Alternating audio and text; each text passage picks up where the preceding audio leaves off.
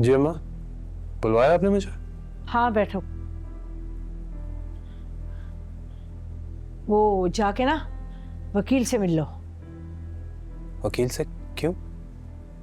अरे वसीयत बदलवानी है, और किस लिए? देखो भाई, तुम्हारे अब्बा के बाद ना मुझे एजाज और असफत पे बिल्कुल एतबार नहीं है। वसीयत का सुन के न जाने क्या करें। इससे पहले कि वो कुछ करें, तुम जाके वसीयत बदलवा लो बस। अम्मा, ये तो गलत है ना? अरे क्या सही है क्या गलत है ये मुझे पता है ना, तुम्हें तो नहीं पता। जो मैं कह रही हूं वो करो बस। अम्मा ऐसे मत करें, ये ठीक नहीं है। अगर अब्बा ने फैसला किया है तो कुछ सोच समझ कर ही किया होगा। देखिए, ये वसीयत उनकी ख्वाहिश थी, उनकी आखिरी ख्वाहिश है, ये भी तो समझे आप। बात सुनो अलियान, ये सब कुछ तुम्हारा और तहसीन का है। और तुम्हारे अब्बा की ख्वाहिश पर मैं सब कुछ उन्हें दे दूं? इतना ज़र्फ नहीं है मेरा बेटा, इतना ज़र्फ नहीं रखती मैं। नहीं, ये मेरे बच्चों का है। अम्मा, आपका ऐसे सोचने से और ना मानने से अब्बा की रूह कितनी बेचैन हो रही होगी, आपको अंदाजा है इस बात का?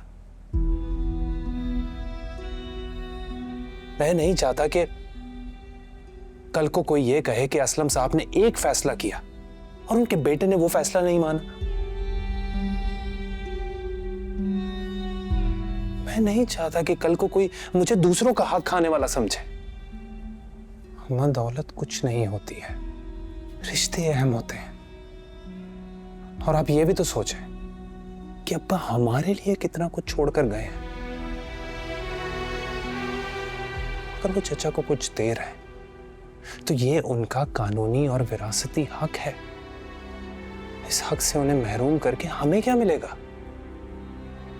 मैं कह रही हूं, बता रही हूं तुम्हें, मैं किसी को 1 रुपया नहीं दूंगी। अरे तुम्हारे अब्बा के बाद ये सब कुछ मेरा और तुम दोनों का है।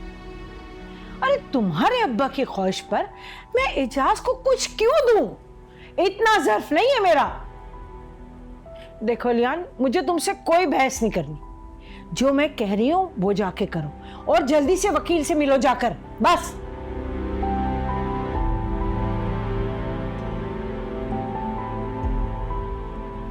मैं फिलहाल तो टाइम नहीं है मेरे पास वकील से मिलने का। जब होगा तो मिल लूंगा।